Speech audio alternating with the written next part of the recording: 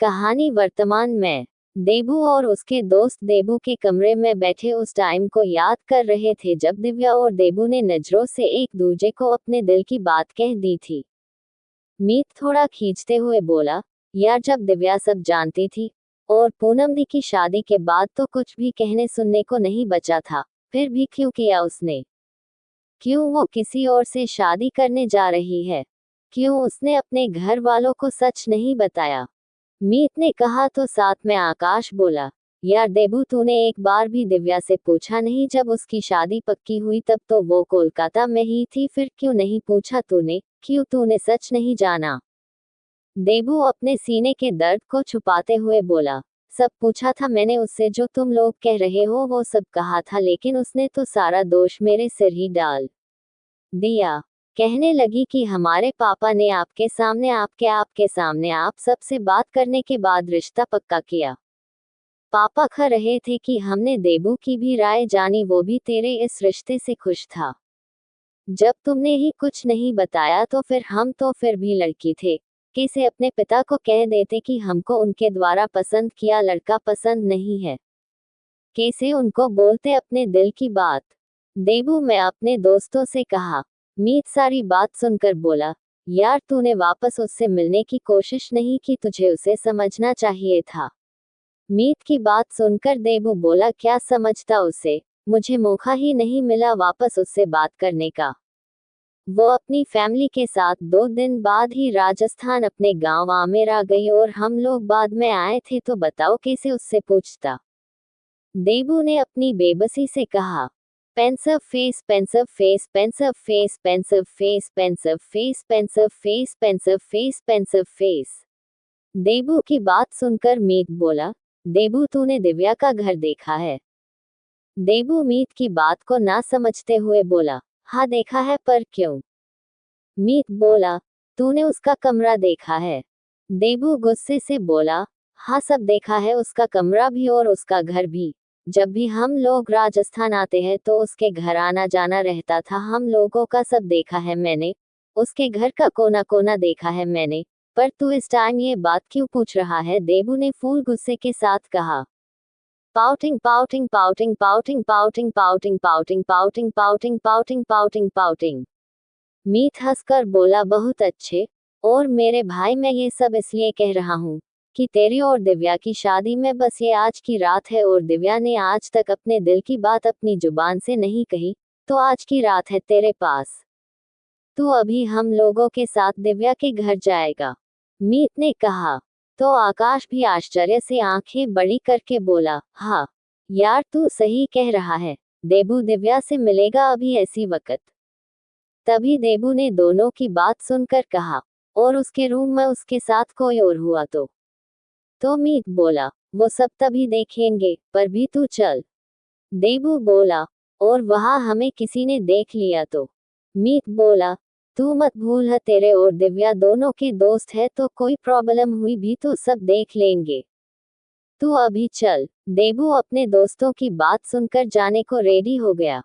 वो तीनों सबको नजरों से बचकर चुपचाप गाड़ी निकाल के मेन रोड पर आ गए थे। वो लोग हवा महल के रास्ते से होते हुए बड़ी चौपड़ क्रॉस करके जल महल के रास्ते से होते हुए दिव्या के घर आमेर के लिए निकल लिए थे। रास्ते में जब वो लोग कनक घाटी से निकल रहे थे तब उनको थोड़ा सा डर लग गया था, क्योंकि आमेर एक बड़ी से पहाड़ को क्रॉस करके चोट से गेट से होते हुए निकल कर जाना था। वैसे तो ये आमेर और कुकस और शाहपुरा जाने का रास्ता मेन रोड था, तो कोई डर नहीं था, पर फिर भी रास्ता पहाड़ों के बीच होने की वजह से थोड़ा डरावना सा फील हो रहा था। खैर जैसे तैसे वो लोग आमेर पहुंच गए और आमेर फोर्ट की तलहटी से थोड़ा दूर एक एकांत जगह पर दिव्या का पुश्तैनी घर था, वो भी किसी महल से कम नहीं था। वैसे आज इस घर की राजकुमारी की शादी की रस्में चल रही थी, तो पूरा घर रंग बिरंगी लाइट से पूरा घर सजा हुए था, और दिव्या के घर लेडीज संगीत चल रहा था, तो अभी भी संगीत की आवाज रही थी। देबू के दोस्तों ने दिव्या के घर से थोड़ा दूर पहाड़ी की ओर में गाड़ी खड़ी कर दी। तभी देबू के दोस्त बोले, चल थोड़ा और पास लेके चलते हैं गाड़ी, वैसे भी ये दिव्या का घर है भी तो पहाड़ी में छुपा हुआ है। तो देबू ने भी कहा, हाँ, तुम लोग उस पेड़ की ओट में गाड़ी रोक लेना। तभी देबू वापस बोला, देखो दिव्या का कमरा वो कोने वाला है और उसके रूम की लाइट अभी भी जल रही है। तभी मीत थोड़ा परेशान होकर बोला, अरे यार, कोई हुआ तो दिव्या के रूम में तो तू कैसे जाएगा देबू? देबू गहरी सांस लेकर बोला, चलो अब ओखली में सिर दे दिया तो मुश्किलों से क्या डरना। तो मीत, आकाश, देबू तीनों दिव्या के घर के पीछे के एरिया में चले गए। वहां से दिव्या के घर की बड़ी सी बाउंड्री अकेले पर करके देबू अंदर आया और देबू के दोस्त उससे थोड़ा दूर गाड़ी से देखने लगे। देबू आसपास देखता हुए चुपचाप दिव्या के कमरे के पाइप से रस्सी बांधकर वो दिव्या के घर की बालकनी के पड़ा गया। वो जैसे तैसे दिव्या की बालकनी से होता हुआ उसकी खिड़की के पास आ गया। देबू ने देखा खिड़की अभी भी खुली हुई है। वो थोड़ा रूम के अंदर देखने लगा। उसने देखा दिव्या अकेली अपने रूम में अपने बेड पर बैठी हुई है। थोड़ा गौर से देखने पर फील हुआ कि दिव्या की आंखें आंसुओं से भरी हुई है। दिव्या को इस तरह देखकर देबू को बहुत दुख हुआ। वो और दिव्या को रोते हुए नहीं देख पाया। वो बालकनी वाले गेट से होकर दिव्या के रूम के अंदर आ गया था। दिव्या को तो कुछ होश ही नहीं था। वो तो अभी अभी अपने आंसुओं से भीगी हुई थी। देबू बहुत देर तक दिव्या को देखता रहा, फिर बहुत प्यार से दिव्या का नाम पुकारा, दिव्या। देबू की पहली आवाज सुनते ही दिव्या चौंक कर बोली, देबू। फिर सामने खड़े देबू को देखकर दिव्या अपने बेड से हटी और भागकर देबू के पास आए और बोली, देबू तुम यहाँ। दिव्या देबू को अपने रूम में देखकर एकदम चौंक गई। फिर उसके पास जाके बोली, देबू तुम यहाँ। किसी ने देखा तो नहीं ना? कोई देख ना ले आपको हमारे कमरे में, नहीं तो बहुत बड़ी मुसीबत हो जाएगी हमारे लिए। दिव्या ने परेशान होकर कहा, जिसपे देबू ने शीशिश मुंह पर अगली रखते हुए कहा, तुम डरना बंद करो। मेरे पास आज की रात थी बस, और आज भी अगर मैं तेरे पास नहीं आता तो मेरे मन में जो सवाल है वो मन में ही रह जाते, इसलिए इतना रिस्क लेकर मैं आया हूँ। देबू की बात सुन के दिव्या बोली, सवाल तो हमारे मन में भी है देबू, लेकिन क्या फायदा अब कुछ भी कहने सुनने का। अब हमारी शादी तो किसी और से हो रही है ना। तभी देबू उसके पास आया और उसके चेहरे के बिल्कुल पास जाकर बोला, जरूरी है। देबू ने दिव्या से कहा, दिव्या तुमको पहले ही पता लग गया था ना कि तुम्हारे पापा तुम्हारे रिश्ते की बात कर रहे हैं किसी से? फिर तुमने मुझे कुछ बताया क्यों नहीं? या फिर तुमने मेरे प्यार का मजाक बनाया? मुझे इस काबिल भी नहीं समझा कि तुम मुझे सच भी बता सको। देबू जो गुस्सा और दर्द के साथ बोल रहा था। दिव्या ने कहना शुरू किया, देबू हमने ना तो आपके प्यार का मजाक बनाया ना ही कुछ छुपाया। बस हमारे आगे बातें इस तरह से हुई कि हमको सच समझ ही नहीं आया। फिर दिव्या सोचते हुए बोली, उस दिन शाम के टाइम पापा लोन में बैठे हुए थे, मम्मा भी वही बैठी हुई थी। वो दोनों कुछ बातें पहले से ही कर रहे थे। हम जब उनके पास चाय लेकर पहुंचे तो हमें बस इतना सुना, कनक देखिए इनके साथ हमारी दिव्या बहुत खुश रहेंगी और वो दिव्या को बचपन से ही बहुत पसंद करते हैं। फिर पापा कहने लगे, हम इस बारे में धनीराम भाई और देबू बेटा से भी बात करके आते हैं, उनका क्या कहना है इस बारे में। हमें पापा की बात सुनकर लगा कि वो आपके बारे में बात कर रहे हैं, इसलिए हम उनकी आधी बात सुनकर ही अंदर चले गए। और उसके बाद जब पापा वापस घर आए तो खाना खाते टाइम वो कह रहे थे कि दिव्या बेटा, हमने आपका रिश्ता पक्का कर दिया है। धनीराम भाई इस रिश्ते से बहुत खुश है और हमने देबू से भी बात की तो वो भी खुश है। हम जल्दी ही आपकी शादी कर देते हैं।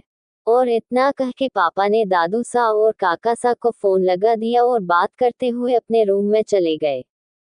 हमें लगा कि आपको पापा ने शादी के लिए कहा होगा, इसलिए आप शादी की वजह से खुश हो गए हो। दूसरे दिन सुबह जब हम जागे तो पापा ने मम्मा से कहा था, कनक जल्दी सामान पैक कर लेना, दिव्या के विवाह की तारीख इसी महीने की है। हमारे कुल गुरुजी का कहना है कि दिव्या के विवाह का को मुहूर्त इस महीने का बना है। वो मुहूर्त लाखों सालों में आता है। इस मुहूर्त में जो भी जोड़े बनते हैं वो हमेशा सुखी रहते हैं। तो हमने बापू सा को कह दिया है कि हम तैयार है और जल्दी है दिव्या और ईशान और कनक के साथ राजस्थान आते हैं। और शांतनु तो है ही वही। हमको लगा ही नहीं था कि पापा किसी और की बात कर रहे हैं। हमको पता तो तब लगा जब गुंजन ने हमें बताया कि हमारी शादी के दिन ही उनके भाई की भी शादी होनी है, उनकी दादी सा की सहेली को पोती से, तो वो लोग भी कुछ दिन बाद राजस्थान आ जाएंगे। हम तो दिव्या की बात पर यकीन न हुआ और तब हम पता चला कि आपकी और हमारी शादी नहीं हो रही। बस टाइम हम तो टूट के बिखर से गए थे। राष्ट्र फेस राष्ट्र फेस राष्ट्र फेस राष्ट्र फेस राष्ट्र फेस राष्ट्र फेस राष्ट्र फेस। उस टाइम हम क्या आपको कहते और क्या पापा से कहते। उसके बाद राजस्थान आकर सब अपने हिसाब से करते गए और हम कठपुतली की तरह बेजान दिल से सबके कहे अनुसार चलते गए। ये दिल तो आपकी यादों में ही खोया रहता था, शरीर बेजान बना रहता था। और आज आप आए भी हो तो कब, जब सब हमारे हाथ से छूट गया।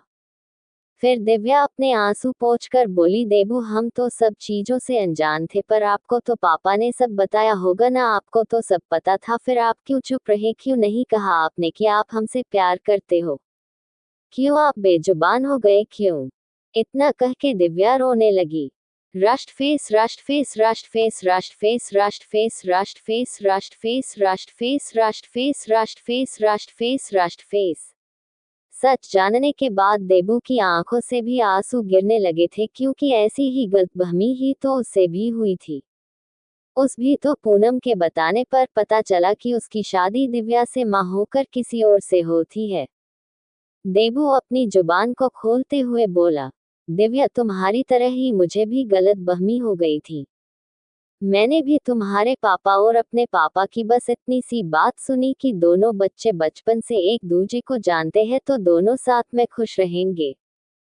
फिर मेरे पापा ने ही तेरे पापा से जब ये कहा कि 8 सालों का आना जाना है यूएस घर में, तो उस घर की बेटी इस घर में भी अपनी बेटी की तरह हो रहेगी।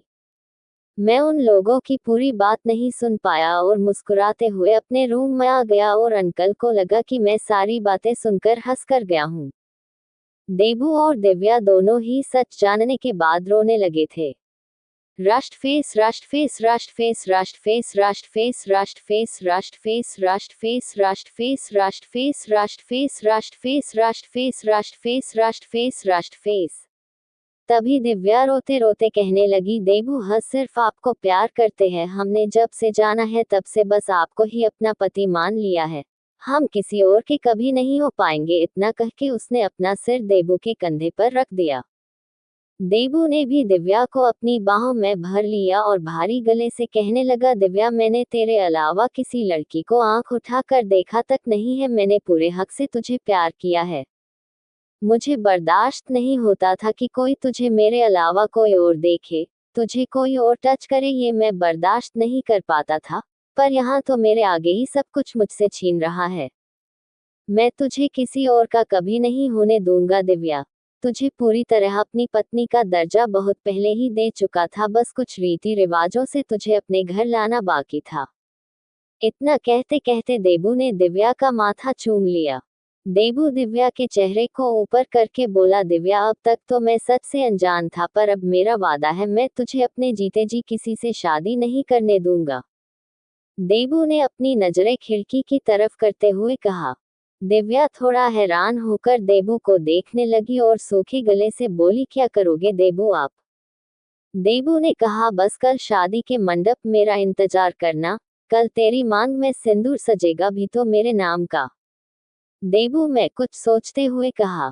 दिव्या देबू के चेहरे को देखने लगी, तब देबू ने कहा, भरोसा है ना मुझ पर? तो दिव्या ने हाँ में गर्दन हिला दी। दिव्या और देबू अभी भी एक दूसरे की बाहों में खोए हुए थे। दिव्या देबू की बाहों में आकर सुकून से आंखें बंद करके देबू से चिपकी हुई थी। देबू ने दिव्या को देखा, वो इस टाइम बहुत मासूम लग रही थी। देबू ने दिव्या को अपने प्यार का एहसास कराने के लिए अपनी गर्म होती सांसों से अपने सुर्ख गुलाबी होंठों को दिव्या के कंधे पर प्यार से रख दिया। दिव्या को देबू की गर्म सांसें अपने कंधे पा पर महसूस हुई, वो इस स्पर्श से सिकुड़ कर और देबू से लिपट गई। देबू ने दिव्या का चेहरा वापस अपनी तरफ किया और उसके चेहरे को अपने दोनों हाथों में भर कर बोला, आई लव यू दिव्या। दिल दिल दिल दिल दिल दिल। इतना कह के देबू ने दिव्या का माथा चूम लिया। इसके बाद देबू ने हल्का सा दिव्या के चेहरे पे झुकते हुए अपने होंठ दिव्या के होठों पर रख दिए। देबू के छूने से दिव्या ने आंखें बंद कर ली। देबू कुछ देर प्यार से दिव्या को किस करता रहा। दिव्या और देबू दोनों एक दूजे में खोए थे, तभी किसी ने दिव्या का गेट खटखटाया। दिव्या अचानक से गेट की आवाज से डर गई और घबराकर देबू से अलग हो गई। आगे की कहानी नेक्स्ट भाग में।